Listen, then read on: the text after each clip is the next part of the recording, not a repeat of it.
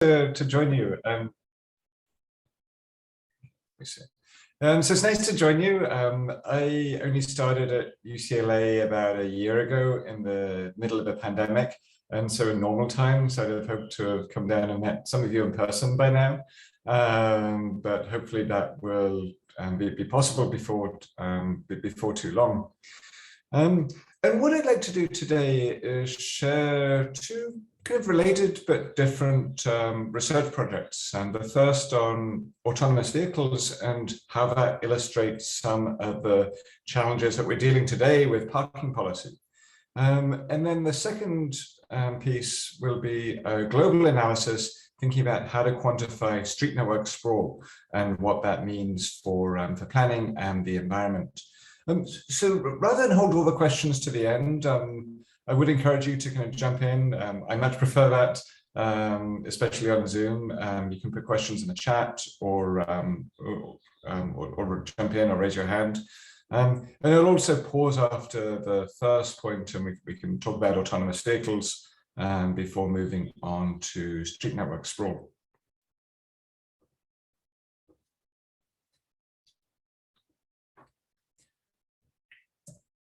So the key messages I want to get across here are that it's a question of incentives.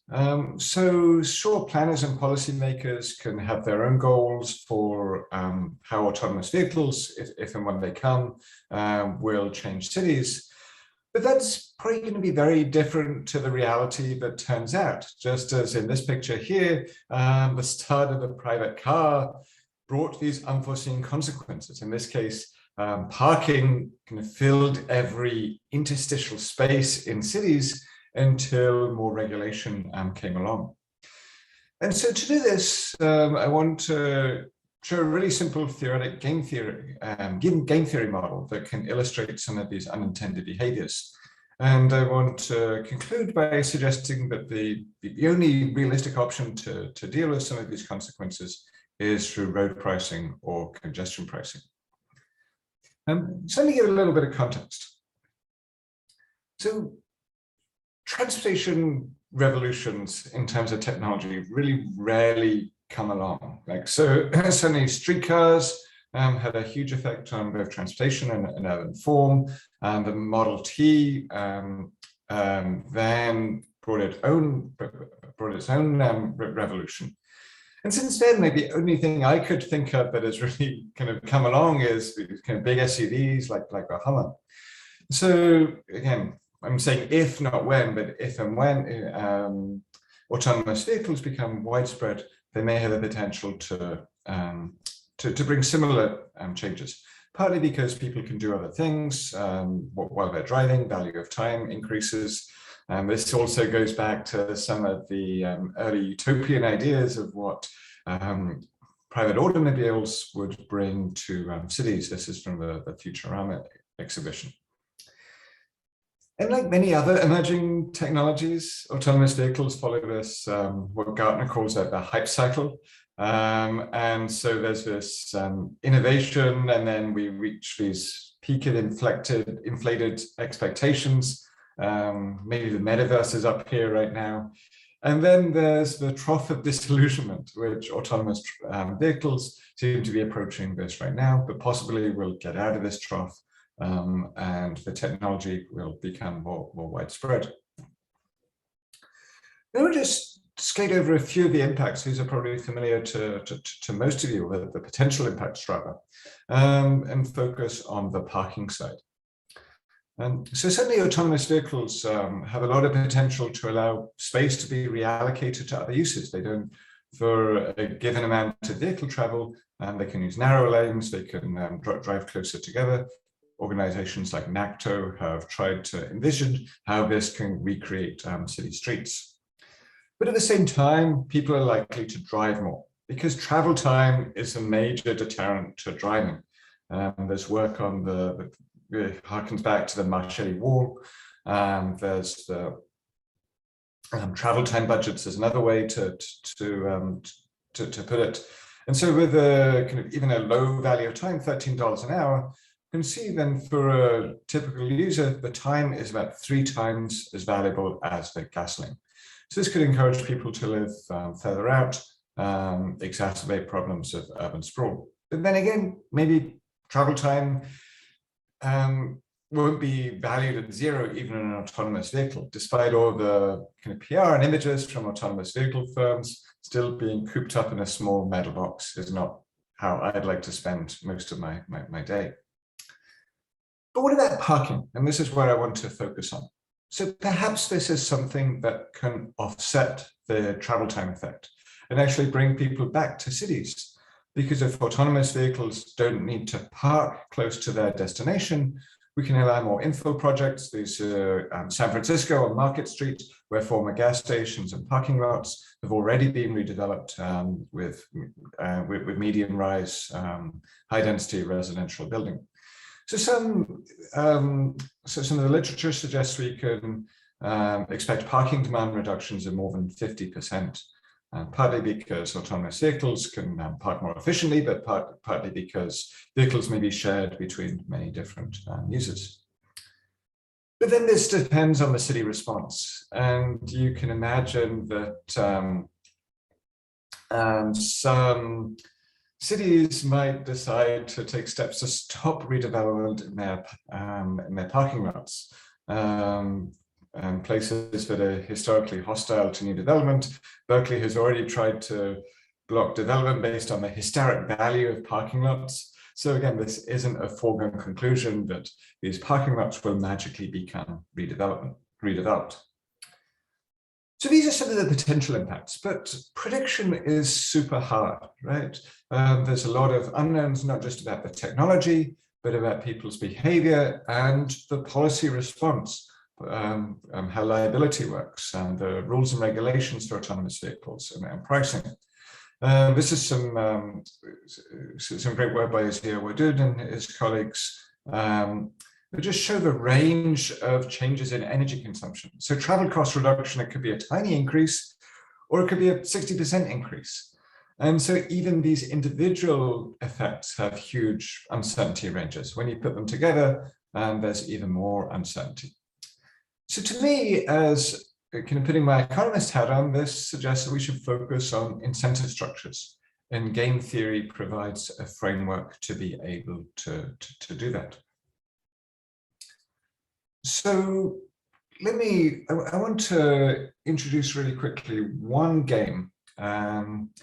Professor Adam, a very quick question. What do you mean by incentive structures? Is it a bunch of policies that give incentives to users? Yeah, so how the payoff or the return to, say, an individual driver or a firm is affected by the by policies and prices and so on. This might become clear in a moment in terms of interactions between cars. So yeah, come back to that question if it doesn't become clear in a moment. Yeah, thank you, appreciate it. So one of the classic games is played by James Dean in this movie Rebel Without a Cause. So what does James do here? James Dean do here? He challenges his friend to a game of chicken. And they drive towards a cliff, and then the last person to chicken out, to slam on the brakes, is the winner. You can also drive towards each other, and the last person to swerve is the winner. So I don't recommend this, but it's an interesting way to think, not just about kind of car games, but also about what most of us do every day when we're crossing the street. So if you're crossing the street, as a pedestrian, I don't want to yield. I don't want to wait for the driver to stop. I don't want to wait for the driver to go past. And if I'm the driver, I don't want to stop. The worst case for both of us, certainly especially for the pedestrian, but also for the driver, is that neither person yields. And so And so that's the outcome that both driver and pedestrian want to avoid at all costs. Well, what about the rules? Well, the rules say that pedestrians have a right of way, even in an unmarked crosswalk. There's one a block from me here, but I've never tried to assert that legal right because it'll be pretty theoretical for me. I'll be in a coffin before too long.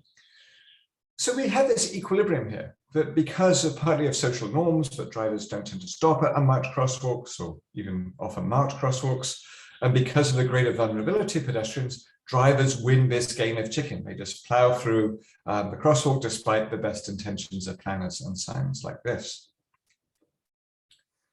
But autonomous vehicles aren't good at playing chicken. This requires a credible threat that you're sociopathic, that you're drunk, you're inattentive, you're texting. And human drivers are really good at this.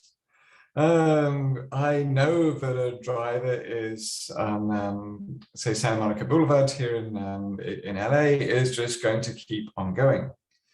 But we see a different dynamic in places like college campuses because students are also good at playing chicken. They're incredibly distracted or just running to class or just expecting the drivers to stop. And so autonomous vehicles have an enormous liability, perhaps if cars don't yield under the law. And so perhaps this game theoretic framework suggests that in a world of autonomous vehicles, cars are much more likely to stop for pedestrians, and pedestrians can walk out. They can be the crazy ones. They can assert their right of way, knowing that the autonomous vehicle will flinch. So that's one super short example. The one I want to focus on here is related to a coordination game, another standard simple model in game theory. And the best example of the coordination game is, for some reason that I still don't understand, people here in America still drive on the right. I want to drive on the left. Like, I'm from the UK. We have signs here at the ferry town. This is in the Shetland Islands. Drive on the left. But if I drive on the left, then I'm not going to last very long. Right? So why do I drive on the right? Because it's just a coordination game. It doesn't matter which side of the road we drive on, as long as we all do the same the same thing. And then the result of I try and deviate from that equilibrium is pretty bad. So let's think about how this applies to the challenge of parking. Well, to back up, as I mentioned before, one of the key issues with autonomous vehicles is they free this constraint that parking has to be right next to the destination. And they can park further away, they can drop off their human rider and then go somewhere else. And autonomous vehicles can thereby seek to minimize their parking costs by parking further away. But importantly, planners can't just say, hey, here's the autonomous vehicle parking space on the edge of cities, as some people have suggested. Well, why would an autonomous vehicle use it? There has to either be a financial incentive or some regulation, how to enforce, I'll get to that in a moment, that autonomous vehicles would have to park in a certain place. This is a taxi holding lot at an airport. This is LaGuardia, I think, in New York City. So at airports, they have much more control over drivers, and it's actually in drivers' best interest to use this holding lot. There's often restroom facilities and so on. They can take a quick break. But this model, especially if there's a charge, may not work for autonomous vehicles. So what do autonomous vehicles do instead? Well, in this example that I modeled of downtown San Francisco, consider that autonomous vehicles have 4 options. Firstly, they can just park as before. They can pay the parking costs right next to the building, pretty expensive. There's up to $4 or more per hour in parts of downtown San Francisco. This is the kind of financial district. This is the border downtown. Or they could go home, especially if their rider lives close by. And this is the kind of privately owned autonomous vehicle model. They could perhaps park on street where presumably they don't have to pay. They can find a 2-hour parking zone or an unregulated zone, or even possibly park at the meter and then move when the enforcement officer comes. Or they could cruise around. And they could just drive around aimlessly, basically killing time until the user is ready. So all of these have costs associated with them, right? This has costs of paying for parking, and these two have costs for driving and parking, and then this has costs in terms of fuel and wear and tear. So what does the model suggest? Well, surprisingly, 39% of autonomous vehicles would park as before. And this is mainly the vehicles that have free parking. So many employers still give free or subsidized parking, even in a place like downtown San Francisco. Perhaps many would go home. This is mainly people who live in the city of San Francisco, and the costs of doing so are relatively low. Smaller fraction could park on street, but the largest proportion would cruise around aimlessly. So why is this the case? Like, isn't this expensive for autonomous vehicles to drive around? Well, this is where the game theory comes in, because cruising costs are mainly a function, especially for electric vehicles, mainly a function of how far you drive, not how long you're cruising. So this gives an incentive to slow down and look at really congested streets. So especially for electric vehicles, the marginal cost per kilometer for an EV, it's pretty constant, between around 15 cents an hour. The marginal cost per hour is what is relevant when a vehicle is just trying to cruise time, and this is about $5 an hour, regardless of the speed. At 0 miles an hour, the power consumption is basically zero. There's perhaps minor auxiliary load. So if you are stuck in a traffic jam as an electric vehicle, you basically get free parking. So think of this as a coordination game. So these are two streets. If you know, like the UCLA campus, these are streets close to UCLA. If there's two autonomous vehicles that are just trying to kill time, if they both choose the same street and congest each other, they get a higher payoff. Whether that's Hillguard or Sunset, they get the same, but they congest each other, they save money. Whereas if there are different ones, if one's on Sunset and one's on Hillguard, they aren't able to congest each other. So there's an incentive to go here to the same place. And so the way I modeled this was that not even any explicit coordination, just purely implicit coordination. What do they do? Each autonomous vehicle at each intersection chooses the street with the most congestion. So you turn left, right, straight on, you choose the route where there's the most traffic. And in the model of San Francisco, so this is the kind of baseline, just if they're just making random turns, they still manage to, traffic in San Francisco is pretty slow on many streets, so they're still going pretty slowly. So this is kind of the baseline. Then if they are cruising and they are choosing the most congested intersection, they can pretty rapidly, even with just 1,000, 2,000 autonomous vehicles, they can reduce their speeds down to 2 kilometers an hour. And that means their costs of doing that are less than 50 cents per hour. And this is the little the simulation model that just shows these cars that are choosing the most congested option at each intersection, and they just go around. They don't get bored. They can do this. They can do this for hours. So what does this mean for travel behavior and travel demand, rather? So the average, this means that there's a 90% reduction in parking costs. The average trip right now in San Francisco pays nearly $5 in parking costs. Autonomous vehicles would reduce this to less than 50 cents. This takes into account the kind of portion that get free parking and the average length of stay. And this is a huge deal because in a place like San Francisco, parking has emerged as the #1 demand management strategy. In the absence of congestion pricing, parking has been a second best way to reduce trips. And so there's this this kind of 98% increase in DMT using back of the envelope elasticities just from these reduced parking costs, plus another 8% in excess DMT, people going home to park there for free and from cruising. And there's the congestion impacts as well.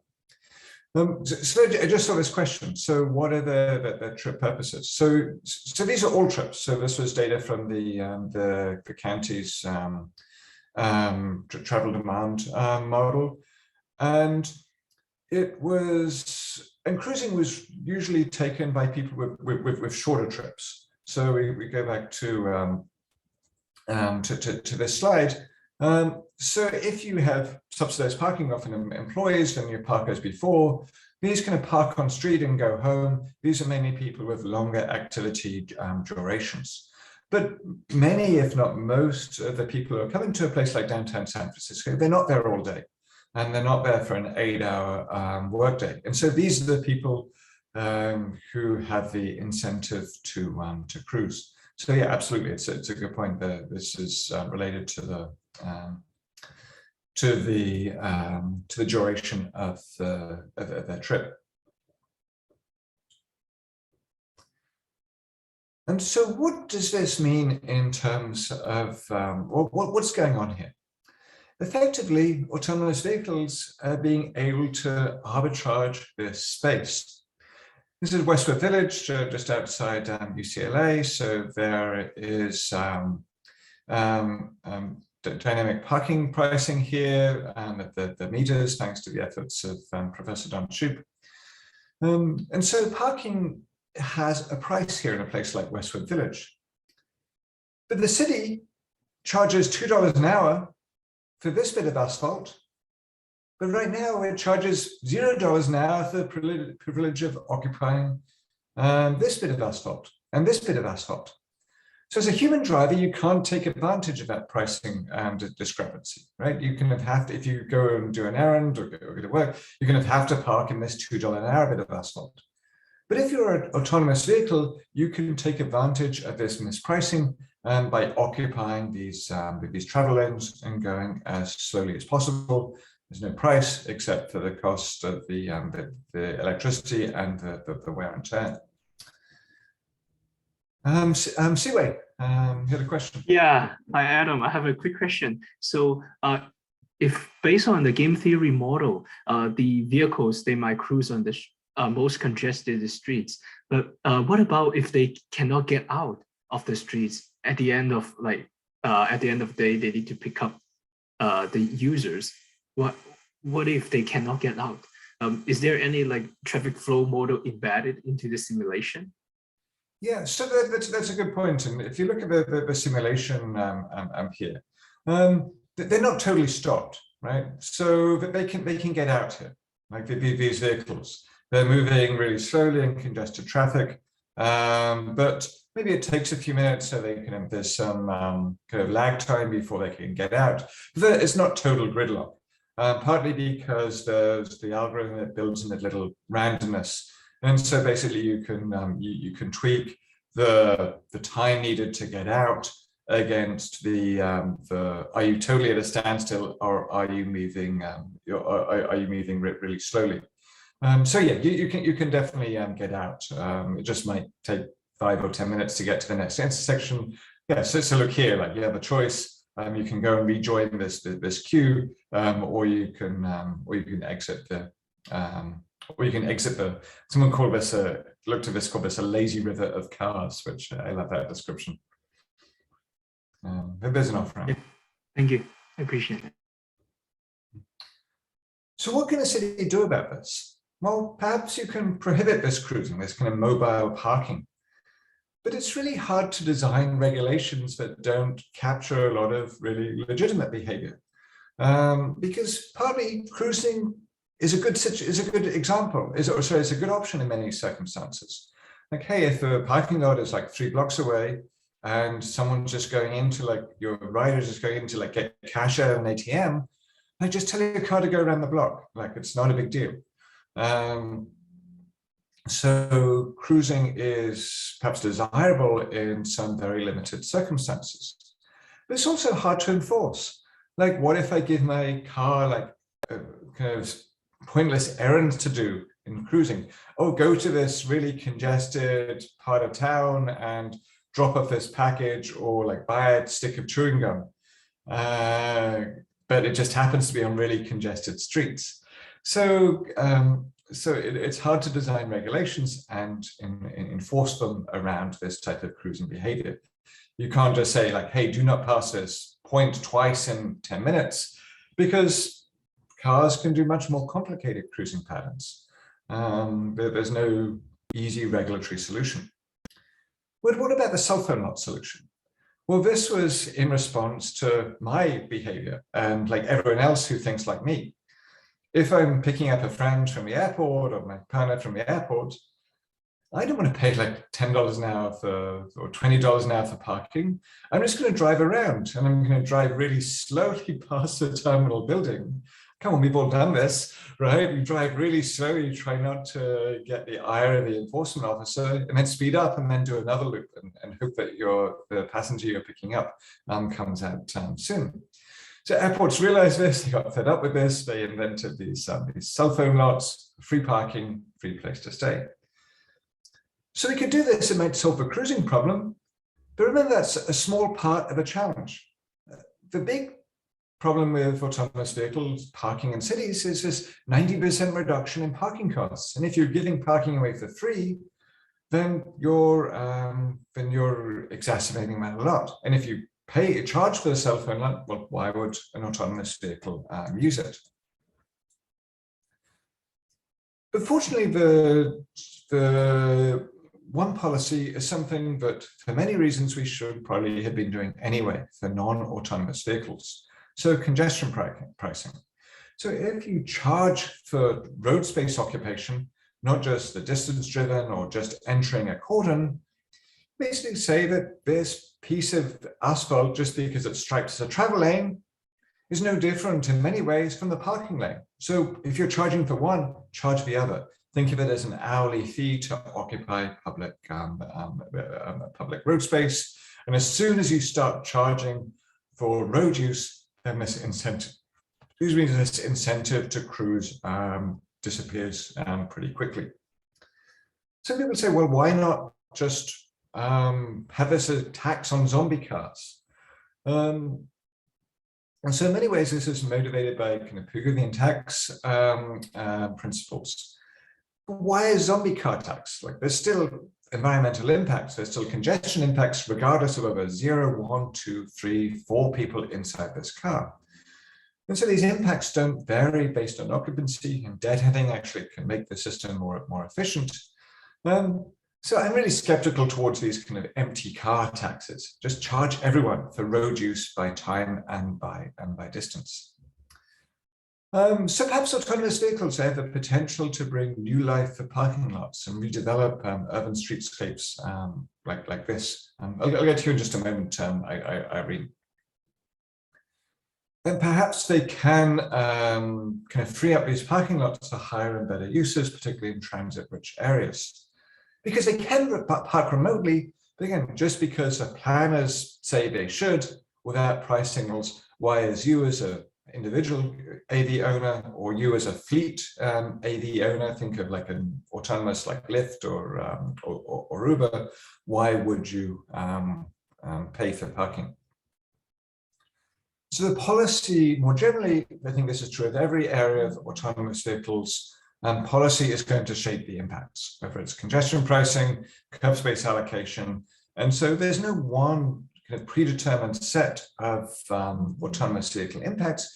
It really depends on how cities respond, which means whether we'll get to this kind of driverless utopia or whether we have a much more dystopian future of autonomous vehicles. So let me leave the autonomous vehicles piece there. The papers and other work you can on my website, millardball.its.ucla.edu if you're interested. And let's have some questions and comments before we turn to street network sprawl. Yeah, Irene, thanks for waiting. Yeah, no problem. I was just wondering whether you can elaborate a little bit more on why you say that deadhead miles are or could be beneficial in some cases, because, well, I don't know if you have any specific examples. Yeah, that's a good point. I just kind of skated over the logic there. So for any fleet, there's a trade-off between deadhead VMT and the fleet size and parking. So at one extreme, you can have a shared fleet that has zero deadheading at all. But that is basically a private car. Like, they're not going to be able to serve more than one users unless they can kind of go and like deadhead between users. At the other extreme, you can think of the fleet that has a lot of deadheading but needs very little parking because those cars are constantly in motion, like serving other trips, even if that other trip is a long way away. And so there's this balance. We see this in transit agencies even right now, with like peak hour service. Like, there's a balance between kind of deadheading empty buses back and just like parking them in the middle of the day and then doing a trip back in the evening. And I modeled this more formally. There's I'll try and find the link in just a moment, in a paper with Daniel Condor in Singapore. We modeled this trade-off for autonomous vehicles, and I will try and find. And I'll put the link in the chat in just a moment. Okay, thank you. But then it would be even better, right, if when the car is dropping off somebody, that it can immediately pick up somebody, and so that it's not really empty. Are you considering all these autonomous vehicles are private or shared? So yes, so two issues there. So yes, obviously it's better if there is someone immediately there to take it, but we never travel demand is not symmetrical. Like, if travel demand was symmetric and like evenly spread throughout the day, then like we'd probably be all out of jobs, right? There wouldn't be much to study in transportation, but that's not the case. And so in the vast majority of cases, some deadheading is going to be required. And in terms of the modeling, this was with the model of privately owned autonomous vehicles. But the same issues apply to fleets. I've been looking on these issues with Uber and Lyft drivers in San Francisco, and they're parking perhaps like 25% of their time, again because demand is not perfectly even throughout the day. And even right now with ride-hailing firms, there's this trade-off between parking and deadheading. And what was I going to say? I forgot where I was going with that. Did that answer your question? Sure. Yeah. Thank you. Wenlang. Yeah, thank you, Adam, for the very nice presentation and the interesting discussion. I have one question. I think you mentioned about, there's a possibility that the cars can move to surrounding areas, less congested areas, to park, even though that will increase a little bit of, VMT, not like, in cruising situation. That is just, I just think that is unacceptable.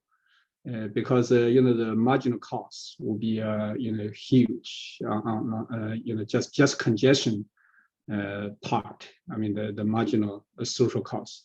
But it sounds like it would be reasonable possibility in addition to what Irene suggested, that you can kind of have shared mobility, shared car use. Another way is to move the cars to surrounding areas so that you can still use the space, the parking lots in the CBD area for other usage and so on. So I'm wondering, I mean, if using game theory to approach such kind of possibility, what kind of games would this be?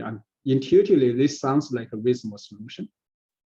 Right. So several issues here, and actually I remember what I was about to say before, but yeah, so even with the shared model, there is a lot of downtime. Again, demand is not perfectly symmetric, so these cars still need to park or cruise or do something else in the low demand periods of time, because our transportation system has heavily peaked behavior. But on to Wenlong's point. So I mean, I agree there's the social costs from congestion and pollution and so on, and it might not be acceptable, but unless there's policies, but this might happen, right? Just because there's social cost, like the market by their definition, individual costs might be low, right? But for the society, that is just really high. Well, yeah, absolutely, and that's the point. And so the congestion is one of those, the greenhouse gas emissions, safety externalities are other ones.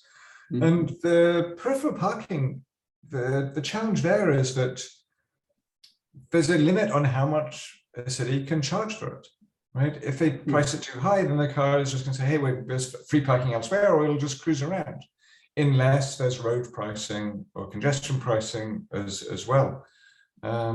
And we're also getting into the issue that, again, parking has been the #1 TDM strategy in US urban centers, in places like downtown San Francisco, downtown Los Angeles. And if you suddenly remove this very effective TDM tool, then without anything else to take its place, then we can expect a lot more vehicle travel. Yeah, so maybe my point is that I definitely think that we should have like you suggested, congestion pricing and mileage pricing. I mean, generally that should be kind of a marginal social cost related parking. I believe time related parking could be reflect part of their costs imposed on the whole society. I think that's totally necessary. I think this is a timely research. My point is that with those kind of things imposed, I suspect some cars will not cruise. They will move to other areas to park somewhere else. It looks like that would be another option, or to understand the real effectiveness of this kind of policy. It might be important to take into consideration of this another option, so that to have a better idea about how the overall system would really perform subject to certain policy, for example, the congestion pricing. Right, and so congestion pricing without pricing the parking as well will again need to, because we'll kind of find these interstitial spaces or like free parking, whether it's kind of on the street or going home. And so that was definitely in the model, these other sources of free parking. There was a cost to go and there's a cost to go and get there. And then more generally on congestion pricing, I think that the challenge is like charging people for something that they get for free right now. It's a hard political sell. But that makes it, I think, even more material to do this soon for autonomous vehicles before anyone has one. Then it's easier to start charging for something that doesn't exist yet and establish that precedent at a time when it's not really affecting anyone. Okay. So do you in general support congestion pricing? Absolutely. Yeah, sorry if I didn't make that explicit. Yeah, definitely. Yeah. So I understand that politically. I mean, there might be some resistance or some whatever, but definitely scientifically it just makes sense, right? Okay, good. Thank you very much for the answer. Thanks. Thank you, Montana. Yeah, I had a question. So we can imagine if we have congestion pricing or pricing to use the road to reduce cruising, then maybe employees would demand their employer provide them a private lot so they don't have to pay the cruising cost. Or you could imagine a situation where certain private businesses might build their own lot as a marketing strategy, say, oh, you don't have to pay the cruising costs because I have my own private lot, not like a city lot, or I'll let you like park the autonomous vehicle for free. Or you could imagine a like a private ride sharing company, due to like the demand not being balanced throughout the whole day, storing their fleet so they don't have to pay that cruising cost. And in all these cases, you would be building more parking lots because they're trying to avoid the cost of cruising on the street if you're charging for it. And then how many parking lots are we actually going to like eliminate? Has that been taken into account as far as how many parking lots can we eliminate if we're incentivizing companies to build their own lot to not pay the cruising cost then? Right.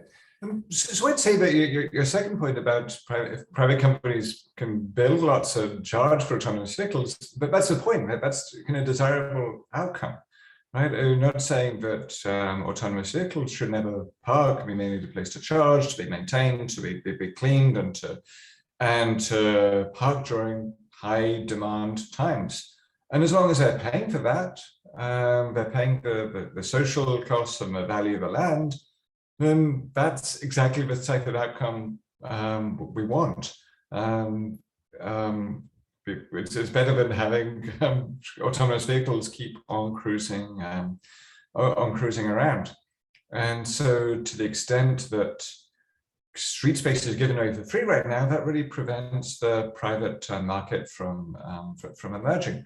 And there's other people who've done calculations about how much parking might be saved by autonomous vehicles, and it's on the order of like 50% or more. There's already parking in central cities. Like we don't need to.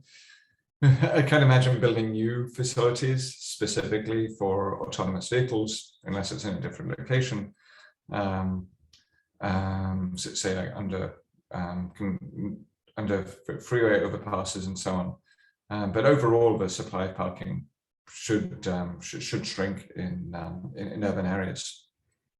And yeah, almost all parking is given away for free right now. So to the extent that a private parking market emerges, that's a really positive thing.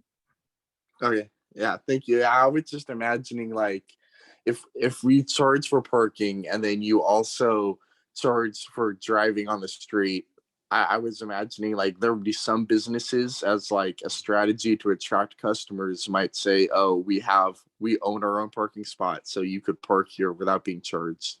Kind of thing. Yeah, possibly, but that happens now, right? And there's already policies like parking cash out and so on to try and address that. Right, thank you. Professor Adam, I have a quick question on the what are the behavior models and the traffic models do you use in your research in the simulation? So this simulation was, well, why am I totally blanking on it right now? I am, so the traffic modeling was, it was an adapted version of, why am I totally blanking? Where is it? I'm looking for it right now.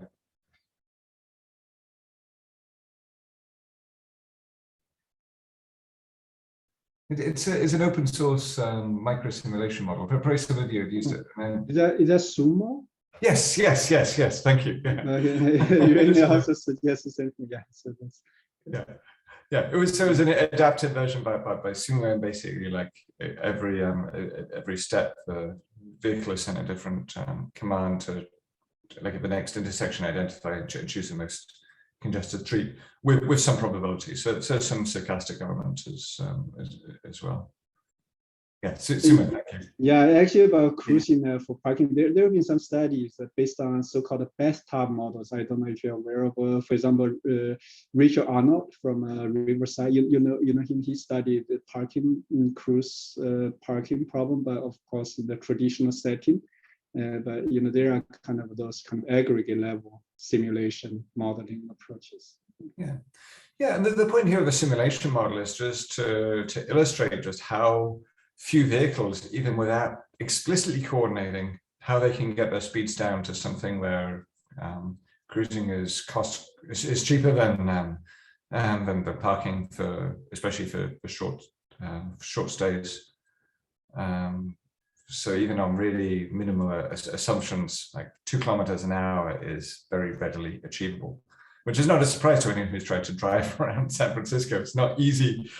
It's hard to avoid getting stuck in traffic. And if your aim is to get stuck in traffic, then that's not very difficult at all. Any final question? And then I can say a little bit about Street Network Sprawl in the last 30 minutes or so. Okay, Yonghun. Thank you so much for such an interesting presentation. So cruising is, I think, a crucial factor for AV travel pattern. I've also done a research regarding the AV parking pattern combining road choice as well. So my point is, to achieve a full positive effect of pricing, I think uniformly charging of parking fees could be an additional solution. So actually, I got a significant decrease in VMT increase when I apply uniform parking fees instead of different parking fees around the network. So have you ever considered about parking fee policies too?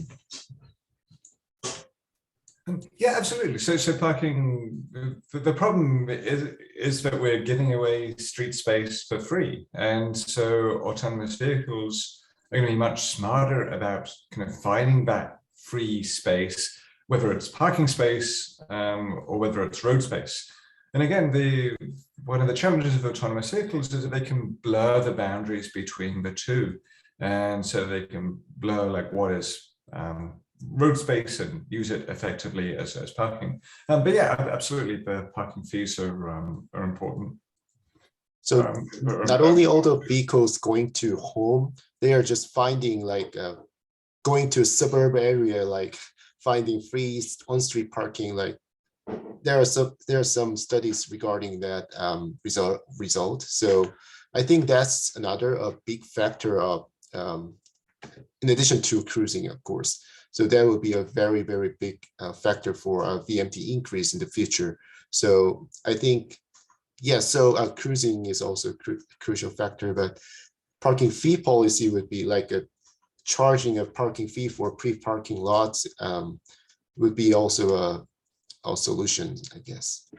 Yeah, right. The reason I focused on cruising was because it was about 3 times as large in this model in terms of how many people use it than parking on street for free. But obviously, if you kind of clamp down on like one and provide disincentives to cruise, then those cars may pop up on what's currently unpriced street space. And I just didn't emphasize it this morning because the cruising is partly it's so much larger, but also it's a newer problem. Like there's 50 million reasons to price parking right now, as Don Shoup has so eloquently told us. And so autonomous vehicles are perhaps changing that calculus a little less than they are in other areas of policy. Thank you. So the root problem is we're giving away land for free, and we're not charging drivers for the social costs of their actions, whether that's parking or road space. Thank you. So one last question. Is that the cruising in your simulation just going around just one block around the destination?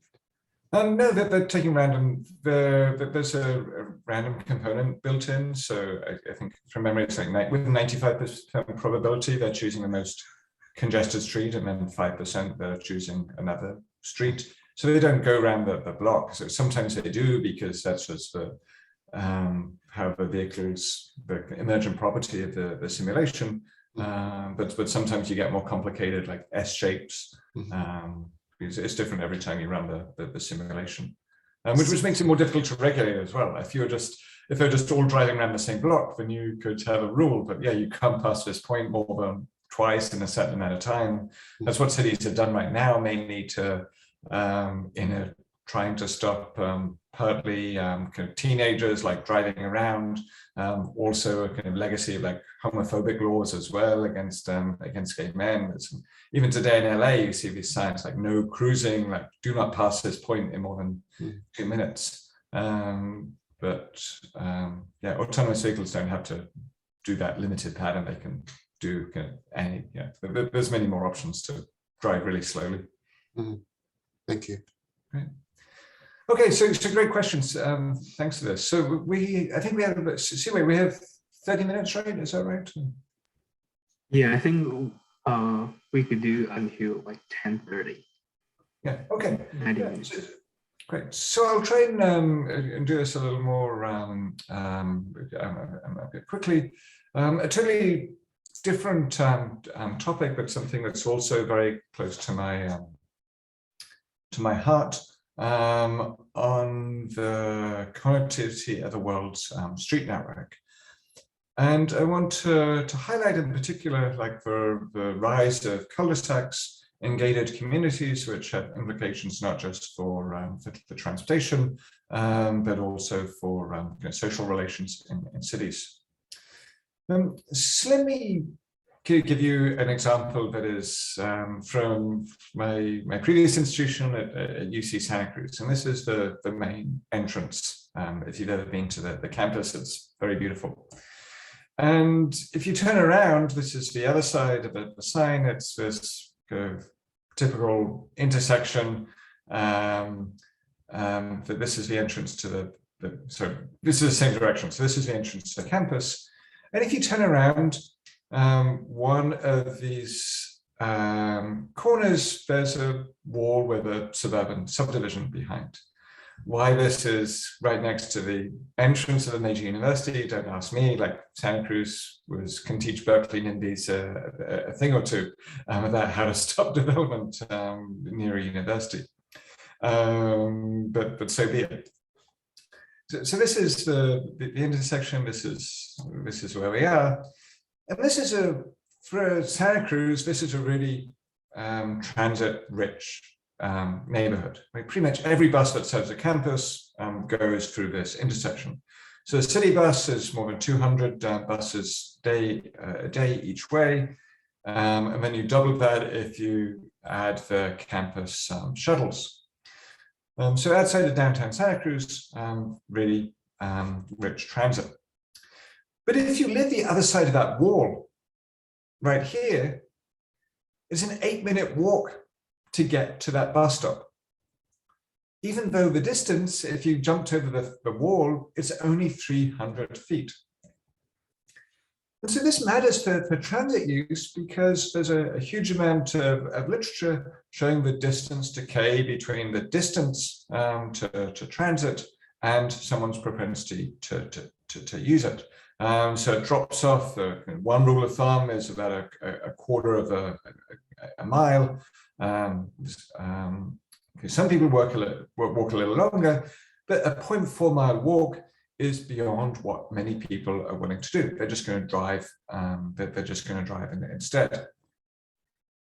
And so, if you look behind this wall, this is what these neighborhoods look like. It's just like any suburban subdivision. It could be this is Thousand Oaks. They're very similar. And so this neighborhood is not taking advantage of this proximity to destinations or of the transit resource because of this lack of connectivity of the street network.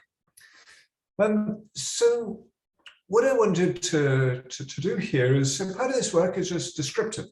So how does this street network connectivity vary, not just in a place like Santa Cruz or in California, like these are studied very extensively, but over the whole world. And then this is perhaps more for future work. What affects these trends in street network sprawl, and what are the impacts on society and the environment? So how do we measure connectivity? So in the US, typically people use this measure of nodal degree, or a fraction of dead ends. So nodal degree, how many connected edges at each intersection. So a grid, it would be 4. Here's a 3-degree intersection right here. So this is a kind of older inner suburb, Capitol Hill in Seattle, based around a grid. And then if you go to a more kind of recent, again, typical suburban subdivision, you had a lot of 1-degree nodes and a lot of 3-degree nodes. So the average nodal degree for a neighborhood is going to be much lower. So nodal degree and related measures like the percentage of dead ends, percentage of four-way intersections are typically how it's done in the US. But this is the whole world. These measures may not travel very well. Cairo, this is like incredibly connected street network in the older part of the city. But this is not a grid. These are all, there's not many dead ends, maybe there's a few, but even despite that, it's a kind of very dense web of connected streets, mainly degree 3. So we quickly realized doing this work, and I should have said at the start, this is joint work with Chris Barrington-Lee at McGill. We need a wider range of measures to study street network sprawl at a global level. So I can, if there's specific questions, I can get into the technical detail. Oops, sorry, did I lose that? Let's try and see the chat in case there are any questions. I hit the wrong button. Have you been able to see these slides all along, by the way? Or have I been like just talking? We could see the slides, now we can't. Yeah, they disappeared when you went to chat, I think. All right, they're back now. Okay, great. Yeah. Oh no, they're not there now. They're not there now. Yeah, we just see the speaker view now, just the screen of people. Oh. Restart sharing, I suggest. That might help. Okay, how's that? Yeah, we go can see back. the slide. Okay.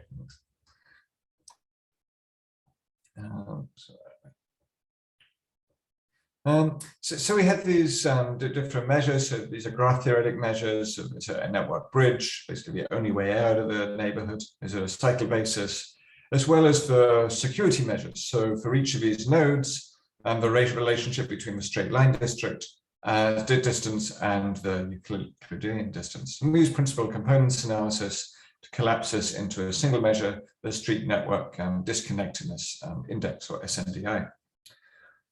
So what does this look like globally? And a lot of our work here was to do a lot of staring at satellite images, aerial images, and Google Street View to see, are we measuring something that we think is consistent globally?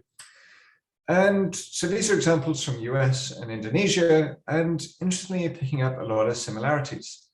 So this is really low sprawl, low street network sprawl, at the 5th percentile. We randomly chose at the 5th percentile. This is a neighborhood in Seattle. Very walkable. There's a grocery store here, connected streets. You can see it's basically a grid. And the example in Indonesia, its counterpart, it's not a perfect grid, but it approximates one. Unusually for Indonesian cities, there's even a sidewalk with a protective curb and mixed uses as well. And at the other end of the spectrum, at the 95th percentile, we're also picking a lot of similarities. And I apologize for using this example, but it is at the 95th percentile, and it just happens to be in Irvine, or sorry, in Orange County. So I'm holding all of you responsible for this subdivision. This is in Laguna Niguel, where there is basically no connectivity. There's you can't even see the pedestrian entrance to houses, or there's no continuous sidewalk even. This is a great example of high street network sprawl. Then we see similar examples in Indonesia, very disconnected streets, a gated community. Again, these are these weren't hand chosen. These were what turned out to be at the 95th percentile in these countries. So we're pretty confident we're measuring something meaningful.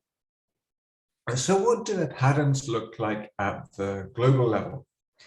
Well, so there's no surprise that the red countries have like higher SNDI, so less connected streets. The blue countries at the opposite extreme. So the US stands out, perhaps no surprise here, for very disconnected streets. And so the biggest cluster is really in Southeast Asia, so particularly Indonesia, Thailand, Vietnam, as well as Ireland, and a few places in the Balkans. And I'll show some examples of this in just a moment.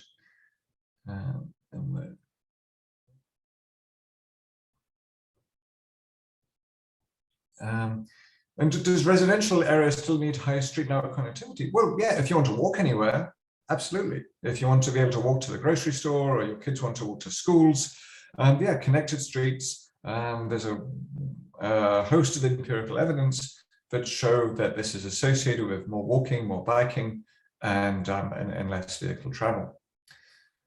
And so what about at the other end? So we see some places in Europe, particularly Germany, and they're less well known. The really high connected streets in the Middle East, places like Turkey, Syria, Iraq, and also in Japan and Korea, and then in Latin America. And these have produced connectivity in very different ways, as I'll get to in a moment. So how does this look like over time? Well, we can backdate the era when a grid cell was built up using a preprocessed satellite imagery data set. And the trends here in the US actually aren't that bad.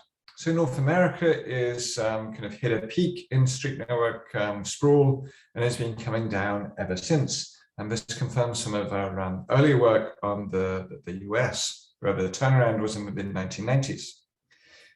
You could say that, well, it was so high, there's almost only one way for street network sprawl in the US to go down, and that was to go down. And so other places, particularly South Asia, East Asia and Pacific, street network sprawl has been increasing. And among the large metro regions, most cases are similar, very strong trend towards less connected streets. Even in Buenos Aires, which started very low, has been on the upswing. The exception really is a place like Tokyo. Japan is a really interesting example for many reasons. And so while if we look at all of planet Earth, we seem to have leveled out, that is really just due to the turnaround in the United States, because the United States has such a large share of the world's streets. I'll skim over this really quickly, but you can see in the paper here, there's a similar picture. So some of the most connected least connected streets are in places like Thailand, Guatemala, the Philippines, as well as the more usual suspects of the United States. And at the opposite end of the spectrum, we have places like in the Sudan, in Congo, as well as the Latin America. So Buenos Aires, one of the most recognizable world cities that has very connected streets on a grid. So I mentioned Ireland. So what is interesting about Ireland is that this has very disconnected streets, but also pretty moderately high densities. And this is a great example of a typical neighborhood that was built in the kind of early 2000s housing boom. We have kind of mid-rise apartments, like 3-story walk up here, supercar oriented. And this is what this neighborhood looks like on the map. So this is the Dublin Ring Road motorway going past. And if you want to walk to anywhere from these subdivisions, whether it's to get a pint of milk or for your kids to go to school or to even see a friend, there's no way even to get from here to here without going out onto the main arterial. And there's certainly no way to get from here over to here. So disconnected streets can coexist with relatively high densities as well. And there's a similar story in Southeast Asia, where a lot of what we're picking up turns out to be these gated communities in places like Jakarta that are built with perhaps some US inspiration. also in Bangkok. And there's a lot of literature that talks about the trends towards gated communities in Southeast Asia, as well as in Central America, places like Guatemala. Much of this is weak land use regulation, but also a desire to secede from the really poor municipal services, whether it's garbage collection or policing. Middle to high income earners are thinking, hey, we basically want to do this on our own. The result is gated communities that have social implications, but also for locking in car dependency to these places. But disconnected and connected streets, they both take many manifestations. And so we use some cluster analysis to try and identify these different types of street networks. And these are ordered from the least connected to the most connected, but there's certainly a distribution here. And at the most connected area extreme, we have the grid, so this will be familiar to most of you, very common in Latin America as well as North America. But we also see places that have connectivity, and Japan is a great example of this, but also South Africa, through what's not a grid, but approximated in functional form. But it's still very walkable and still very connected. So an example from Russia, a grid that's more irregular, or a place that has lots of 3-degree nodes. Then we also, at the other extreme, we see places that are just disconnected on every component measure, but also some that emphasize, say, more dendritic forms. An example from South Korea, with these long branching networks that connect to the rest of the network only at one point, or lots of dead ends. Or this type E, which is typified by internally well-connected, perhaps subdivisions, but are cut off. They only go through there's one way in or out. So these are typically gated communities. So if you live here and you want to go here, basically you have to go all the way around and then kind of back onto this part of the network. So obviously you're probably not going to do that on foot. This is locking in car dependence and also perhaps transit proofing these neighborhoods. So I just wanted to focus on the gated communities, this type E, which is the green one here. So we see that a rise in North America from pre-1975 to the more recent period, but particularly in East Asia and it says this one, this green one here, in East Asia and the Pacific and South Asia. It's relatively less common in Europe. So over our study period, this is more than doubled from like 9% to about 18% of intersections. And the qualitative literature suggests there's good kind of social reasons for this rise of gated communities. So the decline in the grid and the irregular grid over the last 40 years has been in large part due to the rise of gated communities. And we see different examples that look from different countries that look very similar functionally, both in terms of the street network, but also even in the architecture, whether it's in the Philippines, whether it's in the United States, whether it's in Indonesia, Pinewood, trying to imitate perhaps some American architectural traditions, or in Brazil, typified by these gated guard houses, as well as a network behind the gate, but there's nowhere to walk to outside of your community. So the takeaways, and I'll leave you with this delightful picture of Orange County. The streets in 90% of countries we found have become less connected over the last 40 years or so. And there's been a near doubling in the circuitous type, these are gated communities. Higher sprawl in the United States, in Central America and Southeast Asia, And while Japan and the Middle East have stayed pretty low, Latin America, which partly due to Spanish colonial influence was built around grids, has started to move towards these more disconnected street patterns. But I also wanted to emphasize that there's lots of ways to have connectivity. So I alluded to Japan a little bit, of connected streets without grids. But in Europe, I think, especially in the Netherlands and Japan, we see that there's been a way to have connectivity even among this more suburban subdivision style. So in the US, this would be a dead end. This is in the suburbs of Copenhagen.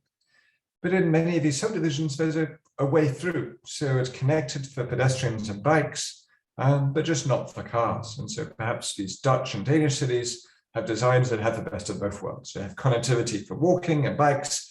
They don't have the cut-through traffic. They still have the reduced traffic, the car traffic, that is typical at the cul-de-sacs, why people like cul-de-sacs in places like the US. So I'll leave it there. The point that I wanted to emphasize is that street networks are really semi-permanent. So what we're building now is going to continue for the next 50, probably 100, probably 200 years. Even after great disasters, cities tend not to rebuild their street networks. They might rebuild individual buildings, but the streets stay the way they have been for ages. And so what we're building now, not just in the US, but in the rest of the world, really will affect a city's ability to densify over time and its resilience to be able to adapt to different urban forms. And so while lots of people are focused just on the size of cities and urban expansion, I think the internal structure of cities is much more important to focus on. And really the question is, will these rapidly urbanizing areas in places like Southeast Asia, will they follow the Tokyo model, or will they follow the model of much less connected streets in a place like Jakarta? So if you want to look at our papers or data or code, my collaborator, Chris Barrington-Lee, has them on his website. We have a little interactive map here at sprawlmap.org. And then my website again is millardball.its.ucla.edu. So I'll leave that up there for just a moment in case you want to write down these websites. And I'd love to hear your comments and questions. Yeah, thank you, Professor Millard-Ball. Thank you for a very great presentation. And if the audience, you have any questions, please just feel free to unmute yourself or raise your hand. Oh, Professor G. Yeah, hi, I'm Wenlin. Yeah, I have one question. So this reminds me, the one recent topic I just learned about is called transit-oriented development. I'm wondering, this kind of, the trend is related to transit-oriented development, or is there any kind of correlation or anything? That's a good question. That's something that we're starting to look at right now in terms of the relationship between street connectivity and transit. But I think that the trend is definitely away from this, right? That if you have disconnected, gated communities are almost impossible to serve by transit, because if you, with a high performance transit system, you can want to be on the way. You want to, you can either, and so that you can serve multiple communities within the same line. And with a gated community, you either have to terminate in that subdivision, which doesn't lead to a very efficient transit system. In some lower income countries, that's working right now because there's so much transit demand that they can sustain dedicated shuttles for a relatively high frequency. But that's probably not going to last as people get richer and buy more cars. And you can't, it's like a 20-minute walk to get out of your subdivision to the transit stop. So what's being built right now is really transit proofing large parts of the world for decades to come. Okay. Yeah, another thing you said that this street network is a semi-permanent feature of urban form, and we always say that the transportation is kind of derived demand. It's derived from all kinds of activities. So it looks like in a bigger picture, the urban form, transportation network, and all of these things are related to you talk about urbanization or more dense network, this kind of activity. So I'm wondering, do you guys have any kind of studies on it sounds like there's some activity pattern change that drives the overall changes in urban form in the transportation network and all related things? I don't think so. I mean, so transportation is certainly a derived demand, but streets aren't a derived demand. Like they're built based on they're much more tied to the land use. And okay, perhaps the capacity of the streets is based on the forecasting of traffic volumes, but the actual structure, whether it's a grid or a broken grid or more organic kind of pattern, is not. And so some work I've been doing with a student in Japan. First of all, that we're surprised that basically there's very little regulation of street patterns beyond their arterials. So certainly there's been a focus on planning for the arterial network. But the pattern of residential streets is being kind of left up to the developers in many instances. And so that's why you have streets that are perhaps 12 or 16 feet wide. The average street in Tokyo in the last 30 years is about 16 feet wide. It's not, which is great for many respects, but I think it illustrates that this is not, the streets aren't planned as a derived demand here. And then the other interesting thing about Tokyo is like we looked at some of the impact of for World War II bombing and fires and destruction. And we found that like just comparing what was just inside the devastated area with just what outside the devastated area, the connectivity is almost identical. So the streets are built back, if not exactly in the same locations and a similar connectivity pattern as the way before, even given the unimaginable destruction of a place like Tokyo during World War II. And it's the same story, like qualitatively in like San Francisco after the 1906 earthquake and fire, London after great fires. There's lots of reasons for that, particularly the transaction costs of assembling kind of parcels and redividing parcels, but streets are pretty permanent. Thank you very much for the insights. Yeah, Montana, and then I think Michael was next. Just a quick comment. I noticed a lot in your presentation, you separated like Japan or Korea from like as a counterexample to many countries in Southeast Asia. But like in a lot of your figures, it appeared that you just had all of East Asia.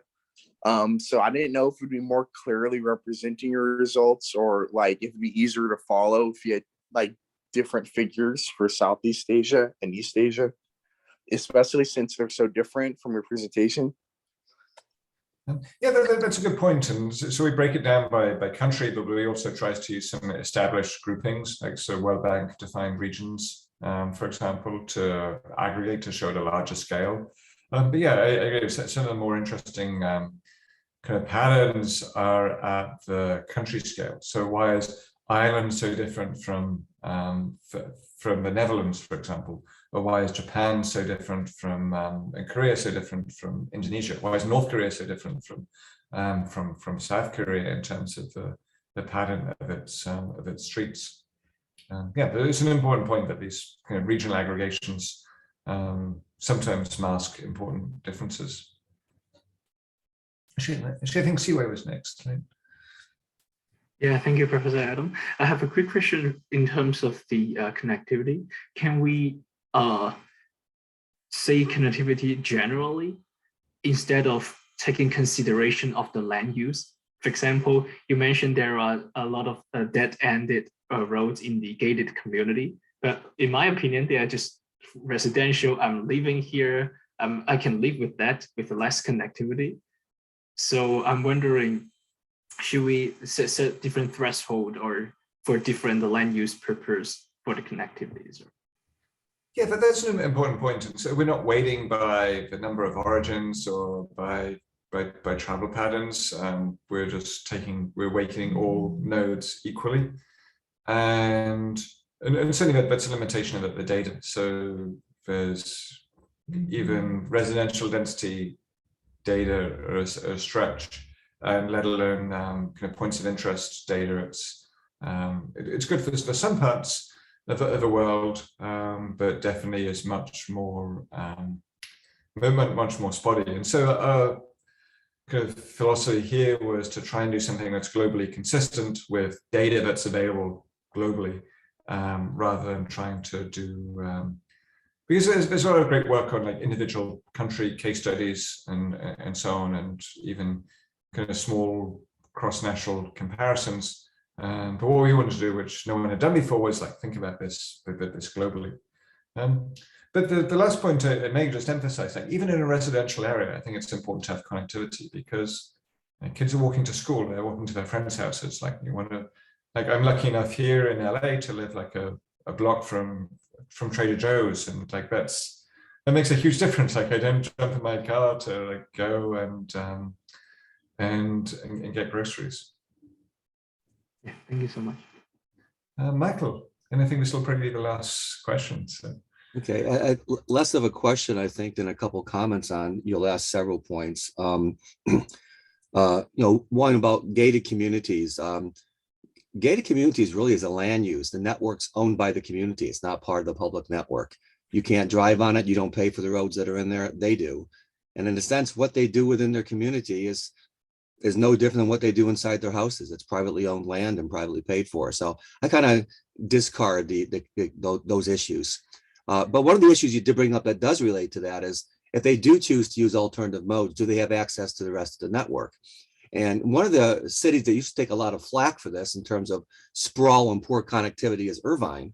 And it really shows a lack of understanding of both the city and in particular, the housing that's on the campus here. Because although we're a city that has a large number of cul-de-sacs, those cul-de-sacs reduce the connectivity of cars. They do not reduce the connectivity of walking and biking, because virtually all the cul-de-sacs are open at the end to pedestrian pathways.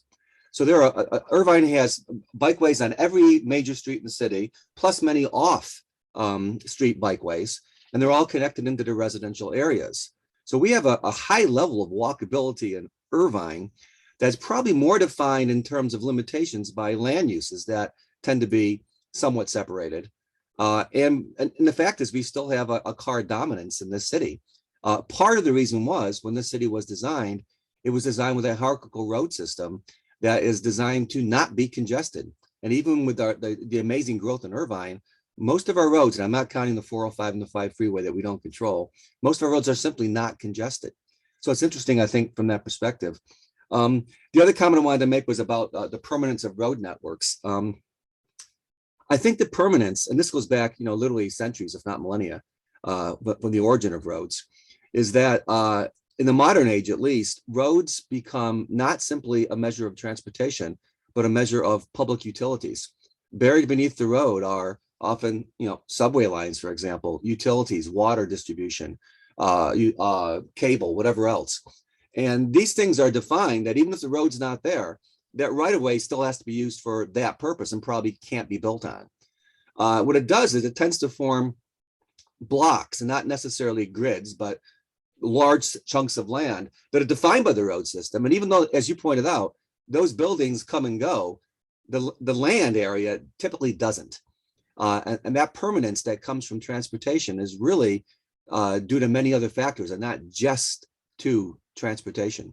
So I think it's important to point out, that difference relative to how we look at what seems to be to some people obvious limitations of cars and developments. And by the way, I don't live in a gated community. I drive less than most people on the planet, even though I own a couple cars. I walk an awful lot, but I like to look at things in a different light, I think. So just some comments. Yeah. Okay, no, they're great points. And just we have a minute left, so let me try and do justice to them. So yeah, on the permanence, as I wasn't trying to suggest this as just a translation issue, and as economist, I think more about land transaction costs and resizing parcels and things like that, and consolidating parcels. But absolutely, the utilities are an important part of that. And it's empirically pretty well established that streets are permanent. And on the Orange County issue, my examples are from the Netherlands, but yeah, absolutely. In Irvine, there are great examples of these cul-de-sacs being connected. But that's not true in I wasn't targeting Irvine, I was targeting really the other parts of Orange County, particularly places like Laguna Niguel, where that's not the case, where there aren't those cut-throughs. But yeah, absolutely, in places like Irvine, similar to the Dutch and the Danish cities, that their cul-de-sacs for cars, but not for pedestrians. And that's actually reflected in our connectivity scores. So we have, we treat these pedestrian paths just as much as a regular street in terms of connectivity.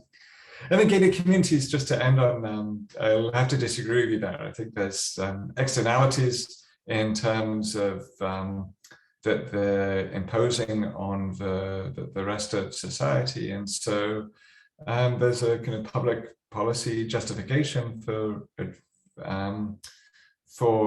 addressing these. But more importantly, if they're being driven by dissatisfaction by urban services and the rest of the city, whether it's policing or street cleanliness or garbage collection, that's a sign that the municipal governance is really the root cause and needs to be addressed. So again, it's not, as you said, it's not just a transportation issue. So I know we're out of time, but thank you so much for the chance to join you. I hope to see some of you in face-to-face before too long. And I really appreciate the chance to present this work.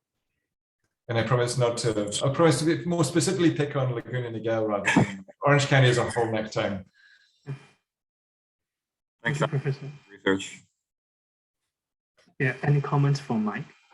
Oh, no, just thank you. Just thank you. It was really good, interesting research.